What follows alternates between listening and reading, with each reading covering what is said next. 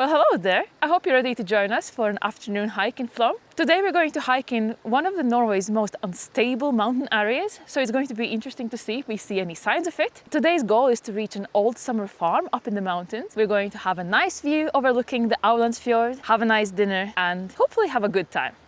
So let's go. Today I'm starting the hike with quite heavy legs, which seems to be kind of like a thing almost every time I go hiking. I have really increased the leg exercises lately, and I'm running a lot as well, and I'm hoping to get stronger, but that makes the hikes so difficult in the beginning. It takes few minutes for the legs to warm up, so I hope they could catch up and warm up, because otherwise this is going to feel heavy. The last few weeks the weather in Flåm has been actually not the greatest. A lot of rain, a lot of wind and relatively cold temperatures. This area is beautiful. The weather is nice. How is Luis feeling? I'm feeling very good.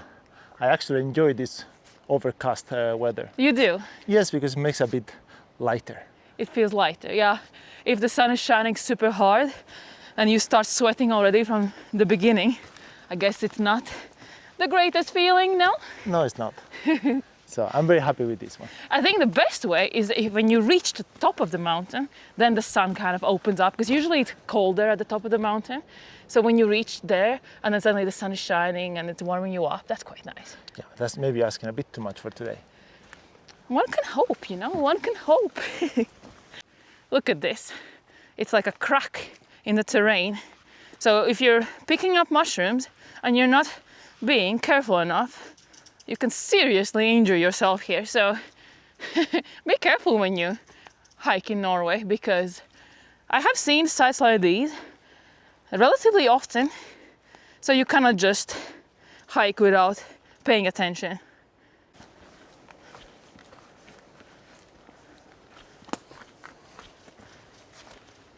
The forest feels so green right now. Luscious green. It's the best color that you can have in the forest when everything has just blossomed. The summer is starting for real, and when everything turns this bright green color, it always makes me so happy. And here we have another crack in the terrain. Luis, do you think that this could be a sign of the fact that the mountain here is a bit unstable? I think so. This is the second one we see so far, and we have just started walking. Yeah, barely. So yeah, the terrain here is very, very rocky, some cracks, little gorges everywhere. So it is definitely beautiful, but makes you think which parts of the mountain are unstable and which are fine, right? I think all of them are unstable. Here we have some first obstacles on our path. Have to go underneath. Oh my goodness. I don't want to ruin my clothes or backpack, but I made it through. Good luck, Luis. Yeah, I don't know how I'm doing this. I'm not that flexible. Please be good. Don't scratch yourself. Ow. Ow. Ow. Ow. I'm out. Just saying, there actually was a tiny little path around it, but it was nice to see you struggle. Thank you for saying after I have went past. Rude. Oh wow, look at the stream. It's like a little waterfall here. So pretty. Look at it. So if you have forgotten your water bottle, this is the place to fill it. Yeah, comes in and sure very handy. Can we jump this one? You can try. You want to try? Oh, you'll do it easily. Should I jump as well? Maybe. All right. I'm not gonna lie, I'm not the best jumper, but I ran a little bit too fast. It wasn't that big of a jump, and I kind of overdid it. But that was fun. In this forest, we have previously actually seen some deer on our hikes, but I don't think we're going to see any today. I think we're too loud for them, and they're probably gonna notice us before we notice them. Other than deer, I don't think we're going to see some sheep. Actually, if I listen right now, I can hear a little bit of like the bells that they attach to the sheep, so there's definitely some sheep around.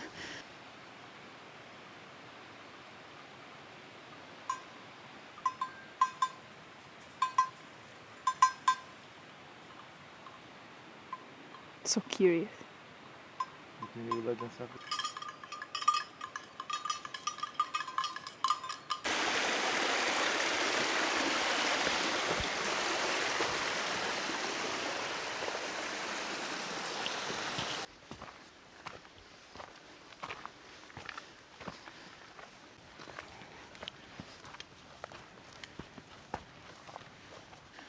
The path has now turned into this kind of like a forest road.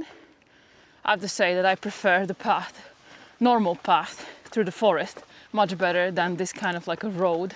This feels so much harder to hike, especially when your legs are a little bit heavy. There's no interest, it's just pure up. I hate it when it's like that. I much prefer narrow trails.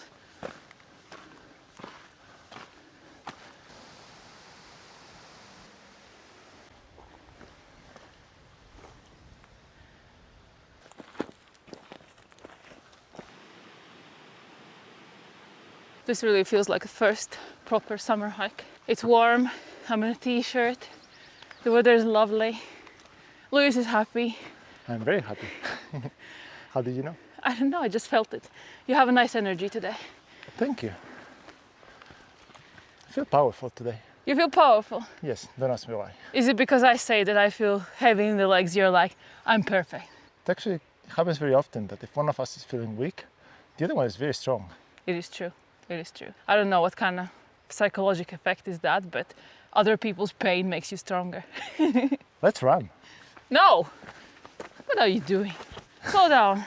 Wait for me. Okay. You'll regret it next time I feel powerful. You always feel powerful. Yes, we're back on a little path. It's much easier already. I enjoy these narrow paths way more than those bigger kind of tractor roads. And immediately you have some beautiful streams you have to cross. Much more entertaining. Especially if you make it.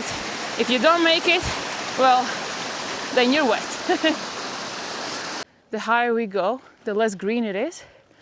The leaves here on trees are barely even open. So in a way, the higher we go, the further away from summer and from spring we are, and more we enter the winter area. So we're kind of going back in time in a way, somehow.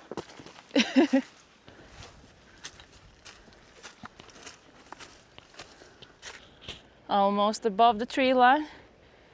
The wind starts to pick up a little bit. I think t-shirt weather, well, its minutes are being counted. Soon it's going to be sweater weather. And of course, further in the distance over there, we see some snow as well.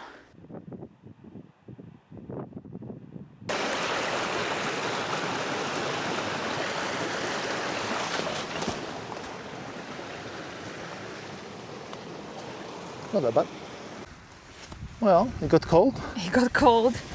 As soon as all the trees are gone, it's proper winter here. So, down jacket and we'll be good. Maybe even gloves. It's amazing how it goes from summer to this in like instant. Look over there. Look, the cruise ship is leaving. As they say, tack för idag. It was full of, I think, Italians, Spaniards, Germans, I think everything. So I hope you have a nice trip. And while we're here, if we could point over there, there's a mountain area called Stampa. It's one of the Norway's most unstable mountain areas. Over there, there's a detached rock block called Joasetbergi, which consists of 280,000 cubic meters of rock. This rock block is moving every year for around a centimeter. The fear is that this rock block would fall down the mountainside at some point, and on its way it could gather up to 120,000 of cubic meters of loose material, resulting in total of 400,000 cubic meters of rock and loose material that could fall inside the fjord and potentially create a huge tsunami that could affect the nearby villages. The Norwegian authorities are constantly monitoring 24/7 with sensors, with radars, with satellites, satellite. They have even built a weather station up there. They're constantly monitoring any kind of unusual movement, anything that could potentially give a sign that the rock is going to collapse. So they could alert the inhabitants and the visitors so they know that at that moment they have to leave. They have to make sure that they are not anywhere around the sea level.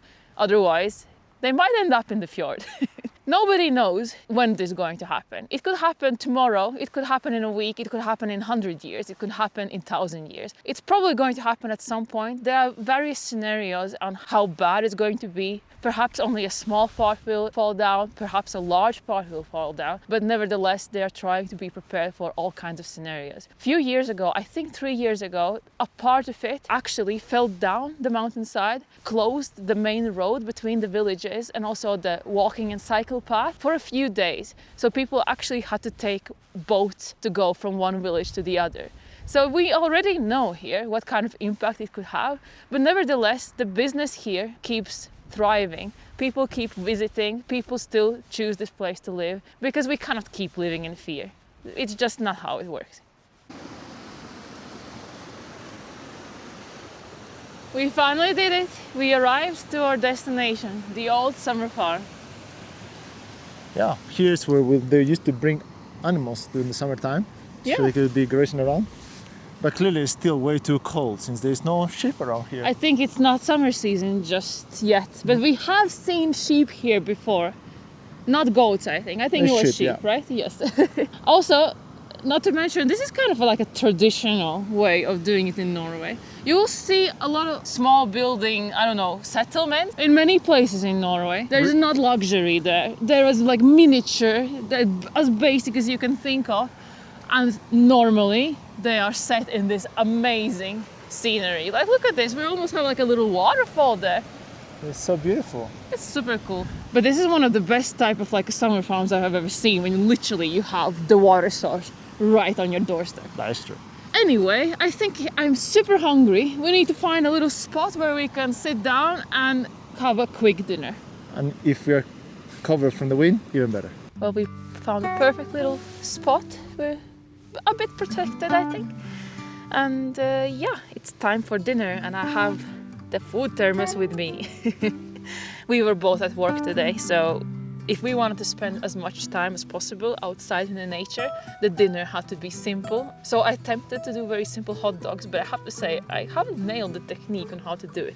So basically the idea is, I don't know, what do you call them in English? Wienerpølse? Wiener sausages? Yeah. They're kind of sausages that you just need to put in hot water. So naturally, you could easily take them in thermoses, put them in hot water, and then put them in the thermoses with a little bit of hot water, and they should keep warmth until you have to actually eat them. The problem is, as soon as I was about to put them in the thermoses after I had made them, they kind of blew up a little bit, so all my sausages are a little bit excited. Well, I am excited to eat them as well, so it's mutual. It's mutual. And as I said before, when we have attempted these sausages before and we also kind of overcooked them, at least they will absorb the mayonnaise better, right? Right. Anyway, so the idea is that we each have 3 hot dogs. I have my bun over here, and I will just put 2 of these halveses, 2 of these inside one. Put a bit of mayo. Some people do not like eating hot dogs with mayonnaise. I actually think that it works very well. My perfect way would be mayonnaise and ketchup, but I didn't have any ketchup at home and I was not going to waste any time stopping at the shop. So it's going to be just mayonnaise. A lot of people like mustard, but I don't like mustard. Anyway, I'm super hungry, so why am I even chattering? I'm gonna just eat it. Still warm. That's important.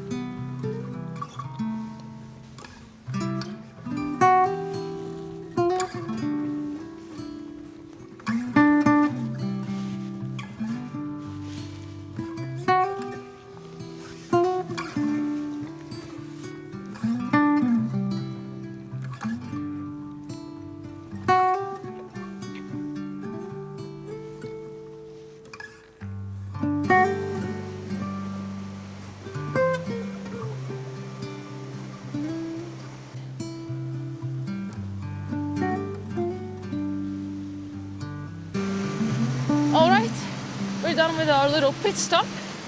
I have to say, this was a very good hack to have the sausages like pre-made in a thermos. It's something I think we're going to do again for whenever we don't have time or it's cold or, you know, reasons like that. The only thing, next time, I think I'm going to remember the ketchup. Now it's time to head back. Our path is just over there. Sad we didn't get any sun, no? Yeah, but at the same time it was nice to hike on the way up. Like, blue sky, just there, but no sun. But yeah, as Louis said, at least it wasn't too hot on the way up, so cannot complain too much, and it's not raining, so definitely cannot complain. Woohoo! Almost fell down. Have to be careful with those cracks. So now I have a little river crossing just over here. Do I make it? I make it. And Louis as well. So we'll check in with you later. All right, we have almost made it down to where we parked our car. And look at the view, it's still beautiful and we made it back to spring. This was honestly the perfect way of spending an afternoon. Like, the views were spectacular, I feel energized. It was so nice to be outside in the nature for so many hours, especially after being at work. So yeah, I feel so happy. I feel so happy that I get to call this my backyard, because you know what? I live very close by. So this is amazing. Anyway, if you enjoyed watching this video, please comment down below, like, and perhaps subscribe. I post a lot about hiking in Norway, wild camping in Norway. I go on road trips, and in winter I go skiing a lot. So if you want to see more of Norwegian nature, and if this is your vibe, why don't you join the club and click on that subscribe button. Anyway, thank you so much again for watching, and I hope I see you next time. Goodbye! Bye! And that is Louis, and he likes to do silly things sometimes. Especially at the end of the video.